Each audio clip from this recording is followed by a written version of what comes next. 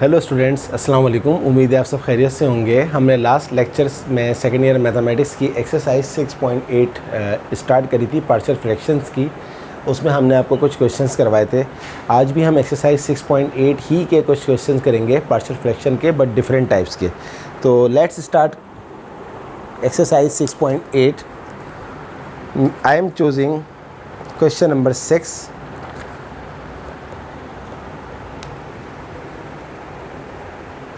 Question number 6 है हमारे पास 1 upon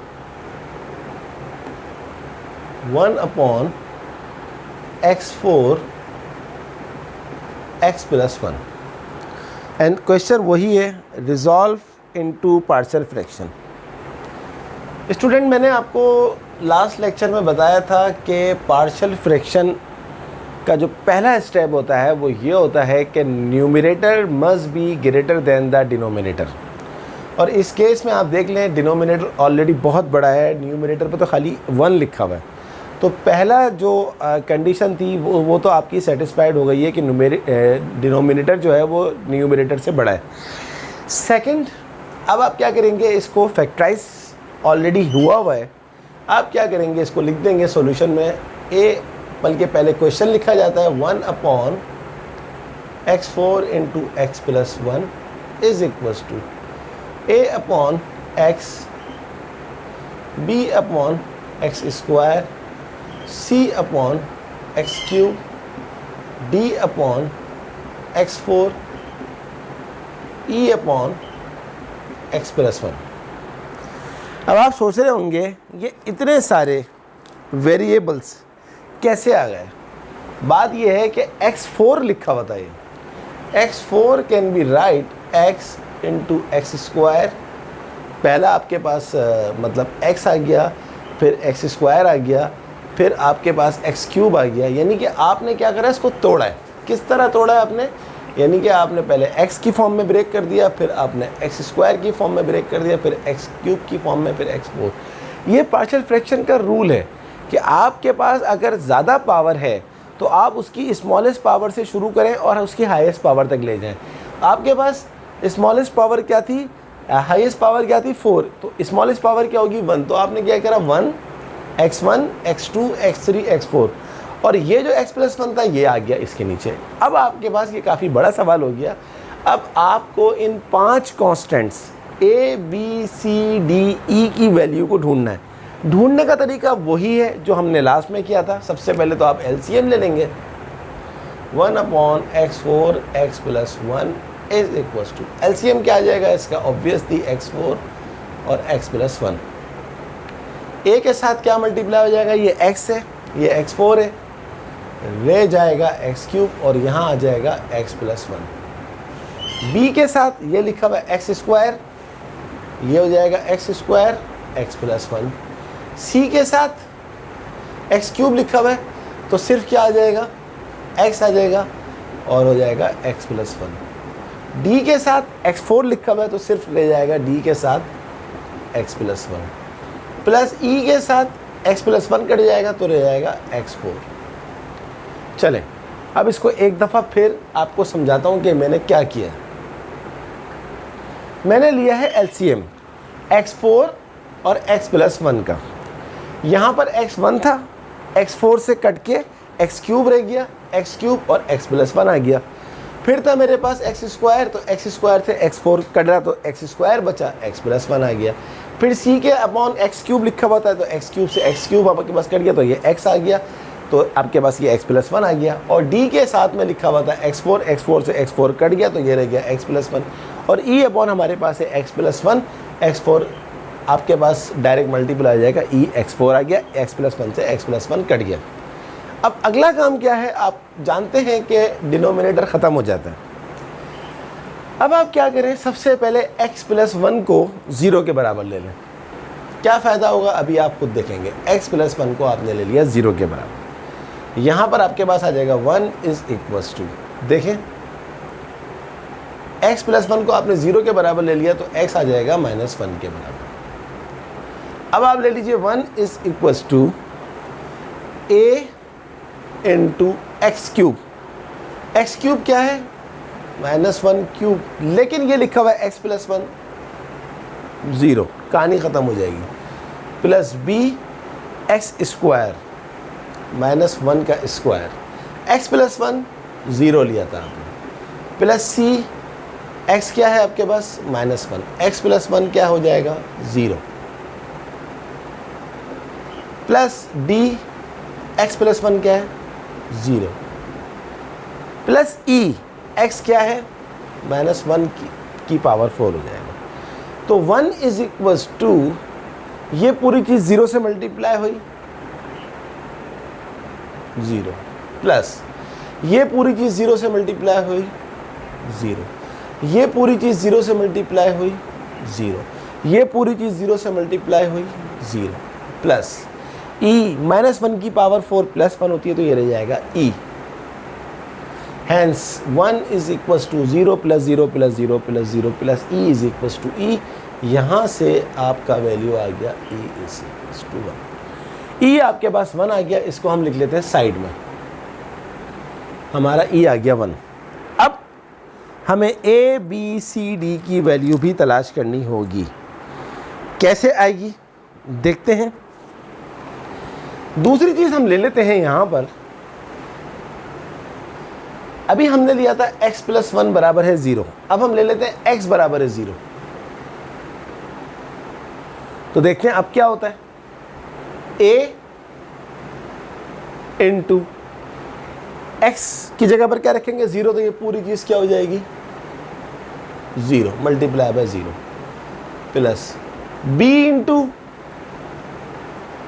x की जगह पर 0 रखेंगे तो पूरी चीज़ क्या हो जाएगी 0, प्लस c × x की जगह पर 0 रखेंगे तो क्या हो जाएगा 0, प्लस d × x की जगह पर 0 रखें 0 + 1, प्लस e × x की जगह पर 0 रखेंगे तो ये हो जाएगा 0। a × 0, अच्छा उस साइड पे क्या लिखा हुआ था, उस साइड पे वही 1 लिखा हुआ है, ये लिखा हुआ है 1। a × 0 0, b × 0 0, c × 0 0, d × 0 + 1 1, e × 0 0 1, तो ये हो गया d 1 = d, d = 1, तो d भी हमारे पास आ गया 1। अब प्रॉब्लम क्या है कि आपने जो है वो e का वैल्यू हासिल कर लिया x + 1 को 0 पुट करके, d का वैल्यू हासिल कर लिया x को 0 पुट करके। अब हम किसको 0 पुट करें कि हमारे पास बकाया a b c की वैल्यू आ जाए। हम किसी को भी 0 पुट नहीं कर सकते अब, क्योंकि अब कुछ बचा ही नहीं 0 पुट करने के लिए। तो अब क्या करें, उसके लिए अब हम क्या करेंगे कि यहाँ पर इसको तो मैं मिटा देता हूँ,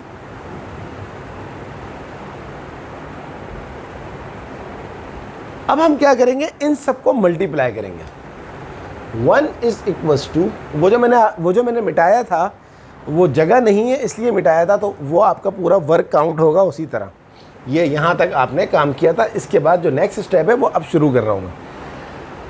अब आप मल्टीप्लाई कीजिए, a × x³ × x, ये हो जाएगा x4, x³ × 1, ये हो जाएगा x3, plus b × x² × x, x3, x² × 1 x², plus c, x × x, x², x × 1 x, d × x dx, d बन जा d प्लस e x4।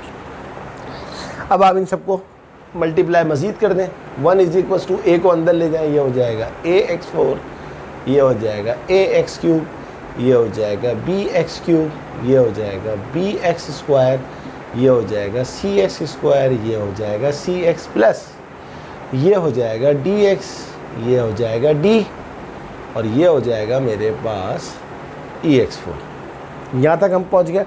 अब हम क्या करेंगे, सारी x4 को एक साथ लिख देंगे। सबसे पहले 1 = ये a x4 है, इसको लिख दीजिए, और कौन सा x4 है e x4।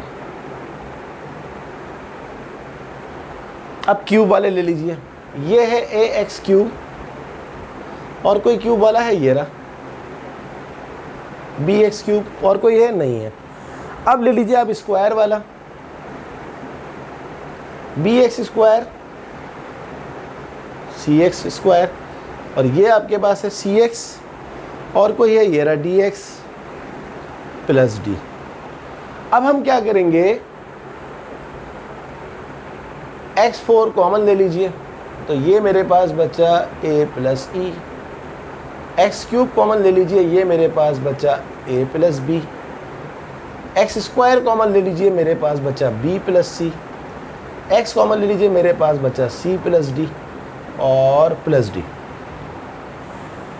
स्टूडेंट, अब हम असल में अप्लाई करने के लिए जा रहे हैं comparing coefficient method. Comparing coefficient method क्या होता है कि अब हम कंपेयर करेंगे सबसे पहले कोफिशिएंट ऑफ x4। यहाँ मैं लिख रहा हूँ कोफिशिएंट ऑफ x4। यहाँ पर x4 के साथ क्या लिखा हुआ है, a प्लस ई, और उस साइड पे x4 के साथ क्या लिखा हुआ है, उस साइड पे x4 है ही नहीं, तो इसका मतलब है जब नहीं है तो ज़ीरो। अब देखें आप, a प्लस ई का वैल्यू तो आप निकाल चुके हैं पहले, ये मैंने यहाँ लिखा हुआ है, ई है 1 0, 1 को वहाँ शिफ्ट कर दें, ये हो जाएगा -1। a का मसला भी हल हो गया, -1। अब आप लिखें comparing coefficient of x cube. x cube में x क्यूब के साथ में क्या लिखा हुआ है, a प्लस बी। उस साइड पे कोई x क्यूब का टर्म है ही नहीं, तो इसलिए क्या हो जाएगा 0। a का वैल्यू आप पीछे निकाल चुके हैं, -1 प्लस बी, यह आ गया 0। -1 को वहाँ शिफ्ट कर दें, यह आपके पास है। अब आप कंपेयर करें coefficient of x square. x square के साथ में क्या लिखा हुआ है, b प्लस सी। उस साइड पे 1 की तरफ आपको x स्क्वायर को नज़र ही नहीं आ रहा, तो इसका मतलब है कि क्या है, कोफिशिएंट 0। b का वैल्यू आप पहले ही निकाल चुके हैं, c हमारे पास आ गया -1। अब इसको कंपेयर करने की ज़रूरत ही नहीं है, क्योंकि आपके पास तो ऑलरेडी सबकी वैल्यू आ चुकी है। a भी आ गया, ये रहा, b भी आ गया, ये रहा, c भी आ गया, ये रहा, d पहले निकाल चुके हैं, e पहले निकाल चुके हैं। Hence our final answer is a upon x। a आपने कितना निकाला, -1, तो ये हो जाएगा -1 upon x plus b upon x square. b कितना निकाला, 1, तो ये हो गया हमारे पास 1 upon x square plus c upon x cube. c आपने कितना निकाला, -1, तो ये हो जाएगा -1 upon x cube plus d upon x4। d आपने कितना निकाला, 1 upon x4 plus e upon x plus 1। e कितना निकाला, 1 अपॉन x प्लस 1। यानी कि ये पूरा जो सवाल था, ये पार्शियल फ्रैक्शन की फॉर्म में रिड्यूस होकर क्या हो गया, -1 upon x plus 1 upon x square -1 upon x cube plus 1 upon x4 plus 1 upon x plus 1। This is our final answer. I hope you understand कि किस तरह आपने इस सवाल में ये देखा कि ज़रूरी नहीं है कि हमेशा 2 फ्रैक्शन हो, क्योंकि लास्ट लेक्चर में 2 फ्रैक्शंस आई थी। अब कितनी फ्रैक्शंस आ गई, 1 2 3 4 5, यानी कि ये एक फ्रैक्शन रिजॉल्व हो गई 5 फ्रैक्शंस के अंदर, इसीलिए इसका नाम पार्शियल फ्रैक्शन रखा है। चलें एक और क्वेश्चन करते हैं, जिसमें आप कुछ और नया सीखने के लिए जाएंगे इंशाल्लाह। इसको मैं रब कर रहा हूँ, इसको देख लें अच्छी तरह से, इसको कॉपी डाउन कर लीजिएगा, उसको बगैर देखे ख़ुद भी करिएगा, तो फिर आपकी बड़ी ज़बरदस्त प्रैक्टिस हो जाएगी। चलें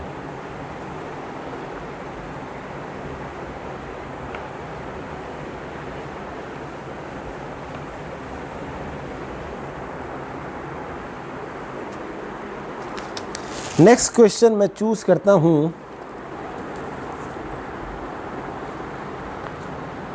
क्वेश्चन नंबर 6 लिया था मैंने अभी।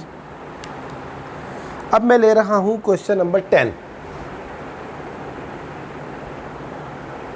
1 upon x plus 1 x square plus 1। बड़ा ज़बरदस्त सवाल है, इसमें आपको सीखने को कुछ और भी मिलेगा। देखें पहली शर्त क्या है, पहली शर्त क्या है पार्शियल फ्रैक्शन की, कि डिनोमिनेटर को न्यूमरेटर से बड़ा होना चाहिए। यस, डिनोमिनेटर यानी कि नीचे वाला जो है बहुत बड़ा है ऊपर वाले से, तो अब कोई ज़रूरत नहीं है। दूसरी शर्त क्या है, दूसरी शर्त यह है कि जितनी भी डिनोमिनेटर में चीज़ें हैं वो सब फैक्टराइज हों। अब ये तो ऑलरेडी फैक्टराइज है, लेकिन x square plus 1, x square plus 1 को आप फैक्टराइज कर ही नहीं सकते, इसमें कोई मिडिल टर्म ब्रेक या कुछ हो नहीं सकता। तो ऐसी टर्म्स को जिसको आप फैक्टराइज नहीं करेंगे, यहाँ पर हम उसका नाम रखेंगे क्वाड्रेटिक फैक्टर। क्या नाम रखेंगे? Quadratic factor. अब क्वाड्रेटिक फैक्टर वाले सवाल कैसे करेंगे, उसके लिए बहुत ही आसान है कि अब क्योंकि फैक्टराइज तो हो नहीं सकता, तो ये हो जाएगा a अपॉन एक्स प्लस 1। ये तो पहली टर्म के a के नीचे आ गई, प्लस जब भी क्वाड्रेटिक फैक्टर आएगा तो अब आप लिखेंगे B X plus C upon x square plus 1। Quadratic factor अगर आ जाएगा तो बी एक्स, हो सकता है कि यहाँ पर दो टर्म्स होती तो आप लिखते ए अपॉन पहली टर्म, बी अपॉन दूसरी टर्म, फिर तीसरे को बोलते थे सी एक्स प्लस डी। मैं अभी ऐसे सवाल करवाऊंगा आपको। तो क्वाड्रेटिक फैक्टर आ जाएगा तो फिर बी नहीं आएगा, बल्कि दो कांस्टेंट एक साथ आएंगे, उसका आपने नाम रखा बी एक्स प्लस सी। अब बाकी सारा काम उसी तरह होगा, कोई चेंज नहीं है इसके अंदर।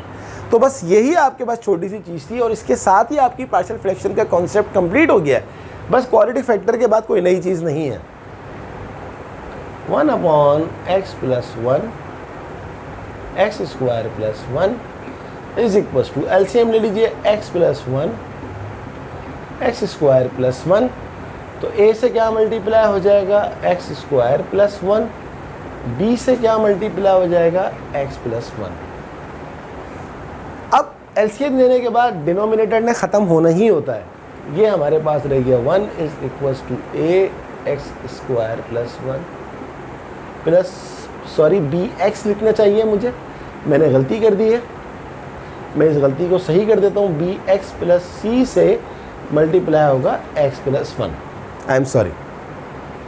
तो ये हो गया मेरे पास बी एक्स प्लस सी से मल्टीप्लाई हो जाएगा एक्स प्लस 1। यहाँ तक हम पहुँच गए। टारगेट क्या है? ए, बी और सी का वैल्यू निकालना।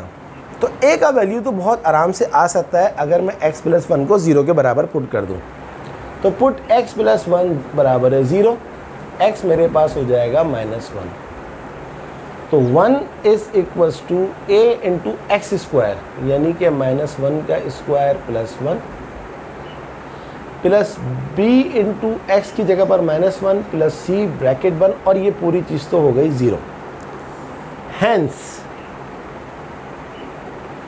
1 is equals to a into -1 का स्क्वायर प्लस 1, 1 प्लस 1 2 प्लस ये पूरी चीज़ जब 0 से मल्टीप्लाई होगी तो पूरा का पूरा 0 आ जाएगा। तो 1 is equals to 2a, 1 upon 2 is equals to a का काम ख़त्म हो गया।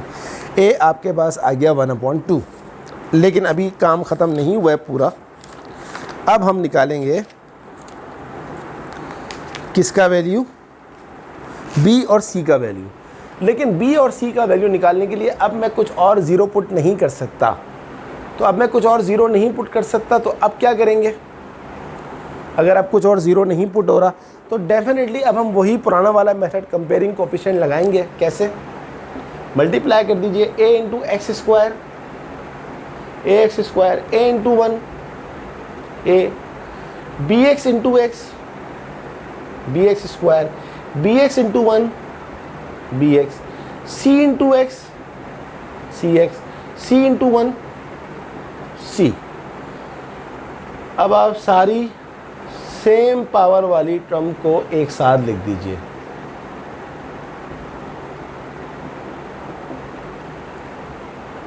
One is equals to x square common ले लीजिए तो ये हो जाएगा a plus b, x common ले लीजिए b प्लस सी, और ये हो गया कांस्टेंट a प्लस सी। अब आप देखें, सबसे पहले कंपेयर करवा दें आप कोफिशिएंट ऑफ एक्स स्क्वायर। तो यहाँ पर क्या है? a plus b, x square के साथ में क्या लिखा हुआ है? a plus b. वहाँ पर कोफिशिएंट ऑफ एक्स स्क्वायर क्या है? वहाँ पर एक्स स्क्वायर है ही नहीं, तो कोफिशिएंट क्या हो गया? 0। बट a आपके पास पहले क्या आ चुका है? 1 upon 2 plus b is equals to 0, तो b हमारे पास आ गया -1/2। This is the value of b to the power -1/2। अब हमारे पास क्या रह गया, c रह गया। तो c कैसे आएगा हमारे पास, देखें यहाँ पर कांस्टेंट क्या है, a + c, और उस साइड पे कांस्टेंट हमारे पास क्या है, 1, तो ये आ गया 1। a आपके पास पहले ही आ चुका है +1/2 + c = 1, तो c आपके पास आ गया 1 - 1/2। c आपके पास आ गया 1 - 1/2 क्या होता है, 1/2। हैंस a b c का वैल्यू आ गया, काम खत्म हो गया। अब आपको सिंपल क्या करना है, पुट करना है इसके अंदर।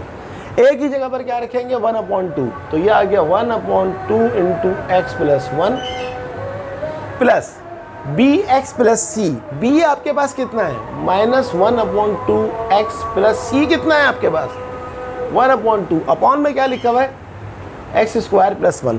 थोड़ा सा सिंप्लीफाई कर दे, 1/2 x + 1, और आपके पास ये आ जाएगा, यहाँ से आप 2 को बाहर निकाल लें, प्लस आ जाएगा।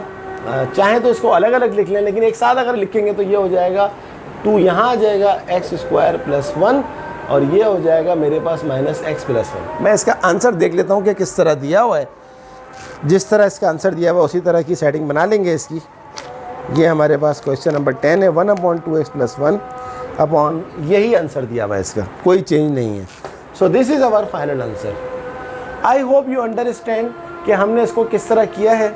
कुछ और 1-2 सवाल और करवाऊँगा, एक लेक्चर और दूंगा मैं आपको एक्सरसाइज 6.8 का, ताकि आपका कॉन्सेप्ट और अच्छा हो जाए। इंशाल्लाह नेक्स्ट लेक्चर से पहले मुझे उम्मीद है कि आप कुछ क्वेश्चंस और कर लेंगे।